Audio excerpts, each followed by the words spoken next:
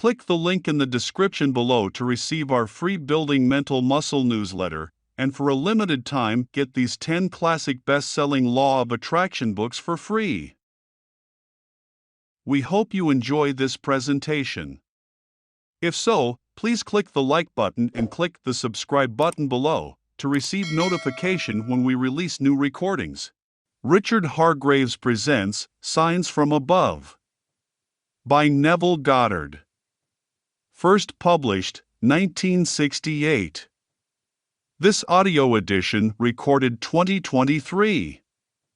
Digitally narrated using the voice of Jeff Masters for buildingmentalmuscle.com. Copyright 2023 Iron Power Publishing. All rights reserved. Signs from Above by Neville Goddard. The evangelists of Scripture, Matthew, Mark, Luke, and John, are anonymous names of men who wrote salvation history.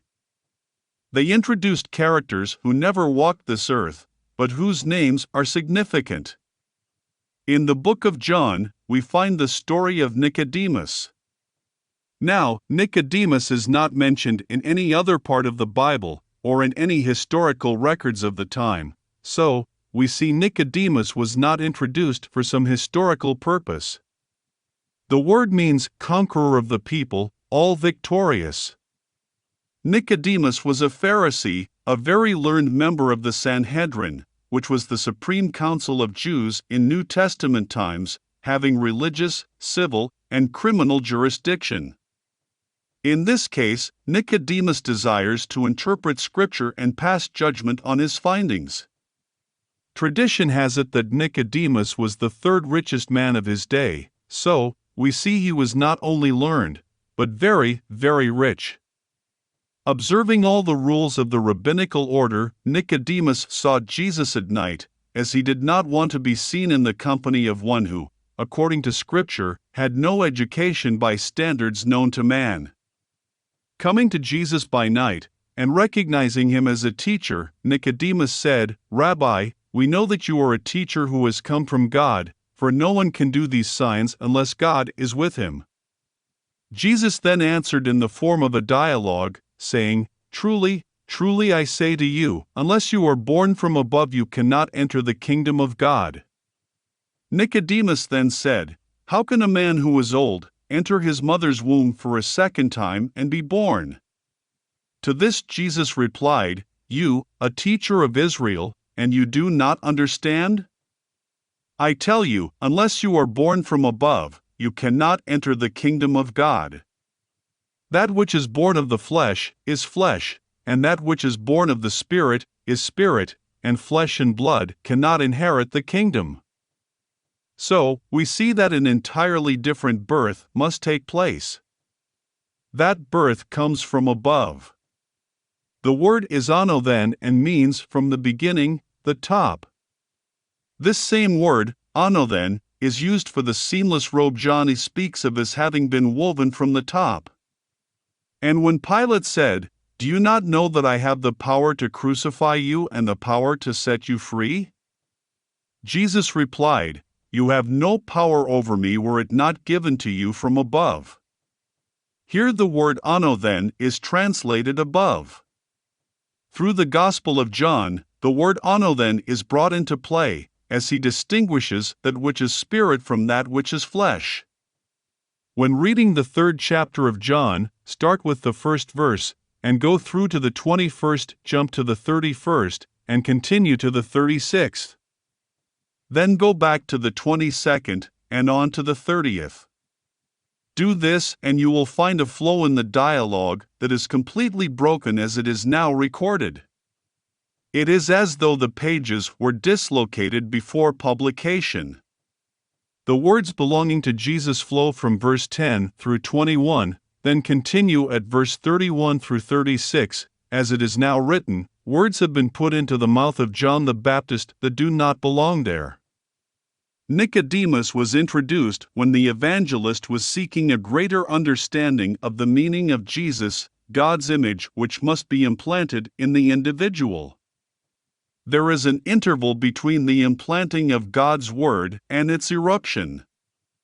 And when that eruption takes place, everything recorded of Jesus unfolds in a first-person, present-tense experience, making that individual the Son of God by nature, to be used as an agent to implant the idea that men may become sons of God by grace. That which is implanted contains within itself the entire plan of redemption, which takes a period of 30 years to erupt into the individual's birth from above.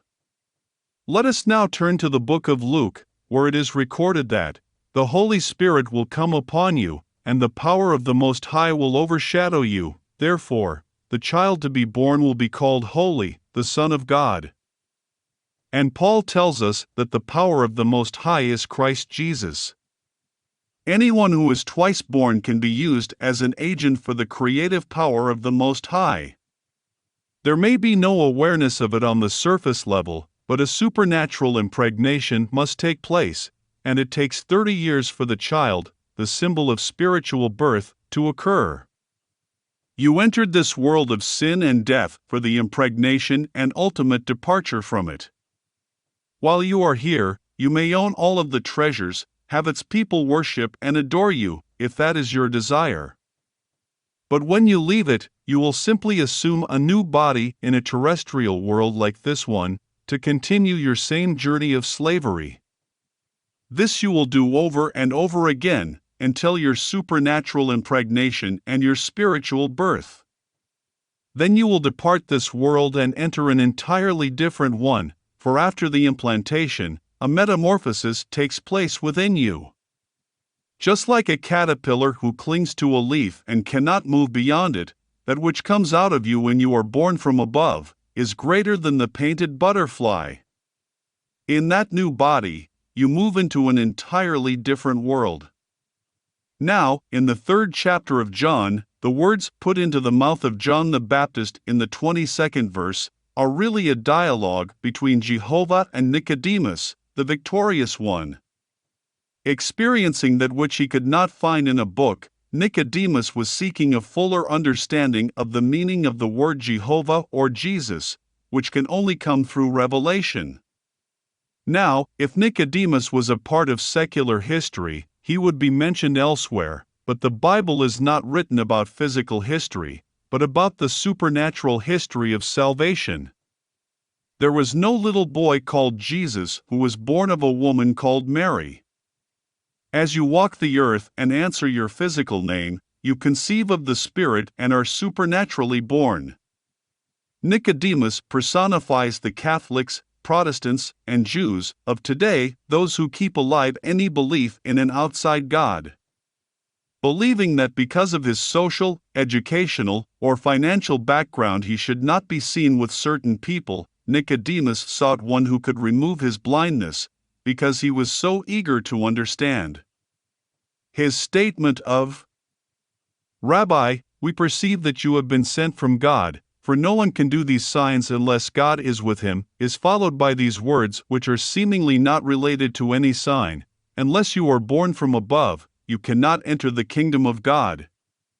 Then Jesus uses this phrase, "As the wind blows where it will and you hear the sound of it, but cannot tell whence it comes or whither it goes, so it is with everyone who is born of the Spirit." This is true, for the vision comes so suddenly, just like the wind, as it is a spiritual experience. And if you conceived the word 30 years ago, your birth from above could come tonight. Now let us turn to the other side of this principle, which is the law of identical harvest. We are told that whatever we desire, when we believe we already have received it, we will. This promise is based upon the premise that imagining creates reality. There is nothing you cannot become or have as an objective fact, if you believe you already have it. No restriction or condition has been placed upon the power of belief.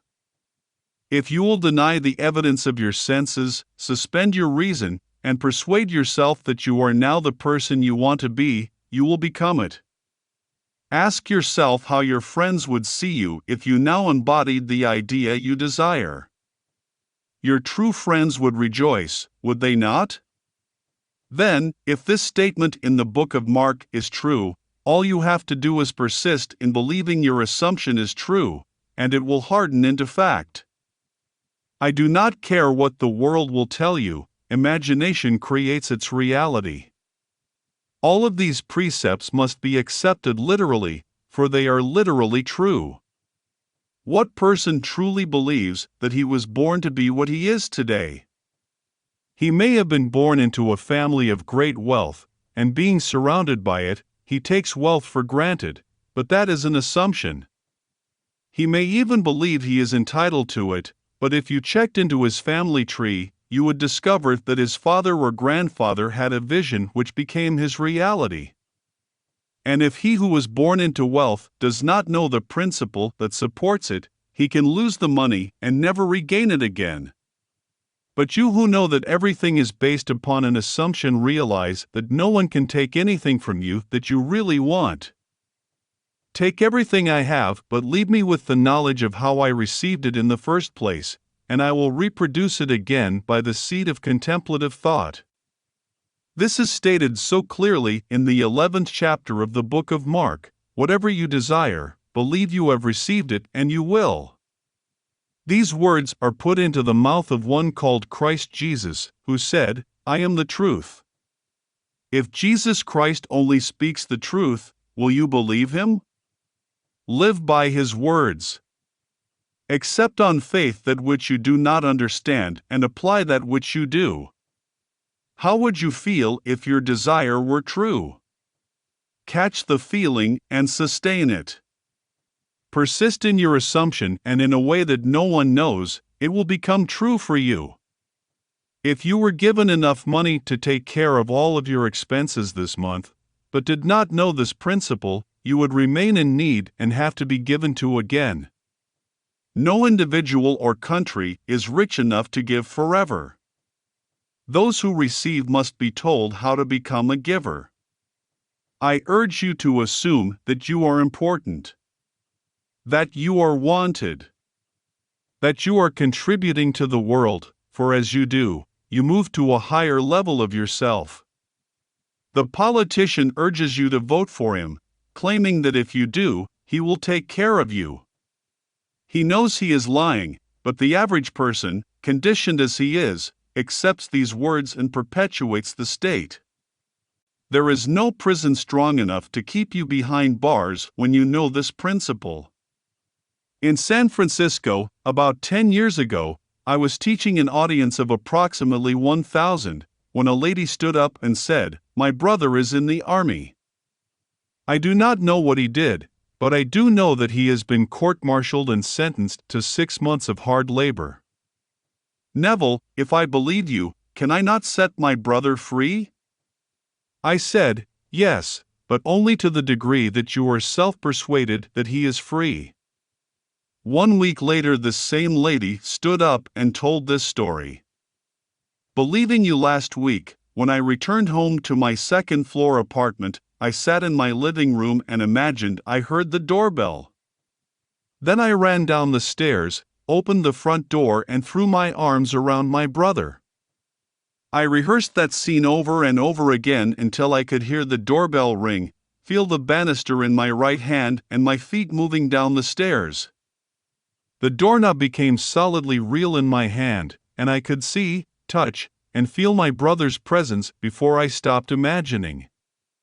Last Wednesday evening, as I was dwelling upon my brother's return, the doorbell rang, and I instantly knew it was he. I ran down the stairs, opened the door, and there was my brother. He told me that the army had reviewed his case and changed their judgment, setting him free with an honorable discharge. This was a sign of the power of Christ operating in her. She believed the word and loved her brother deeply. Desiring her love to be free as the wind, she released it and, in a way, she could not rationally analyze, he whom she loved was set free. You may think that was not right, but who is to say what is right and what is wrong? There are only 2 things that displease God. One is eating of the tree of knowledge of good and evil by judging what is right and what is wrong, and the other is the lack of faith in yourself. If you do not believe that you are spirit, all imagination, you remain where you are and miss your goal in life. You must believe that you became the physical you, with all of your weaknesses and limitations. That you emptied yourself and took on the form of a slave, thereby becoming a slave to your passions and ambitions. But before you did this, you were one with God. Then you emptied yourself of your godlike qualities and assumed the weakness of the flesh by becoming human. Say to yourself and yourself alone, if I do not believe that I am God, I will die in my sins by missing my goals in life, so I must start believing now. And, because all things are possible to God, they are possible to me. I will begin by believing I am the person I want to be. I will believe my friends are what I would like them to be, and no longer eat of the tree of knowledge of good and evil. Try to think of every person as one who is destined to be a son of God by grace, one who is destined to have union with a son of God by nature. When one is born from above, he is a son of God by nature. Night after night he then enters the spirit world where he plays the part of the stallion, planting the seed of God in all that are called by his Father. 30 years later, that seed which carries in itself the pattern of redemption erupts within the individual, and he is redeemed. First, by waking in the tomb of his own being, finding the symbol of his individual birth, and then discovering the fatherhood of God. This is followed by his spiritual body being split from top to bottom and the dove descending and sealing the word with the words, "You are my beloved Son, in whom I am well pleased." Now let us go into the silence. End of lecture.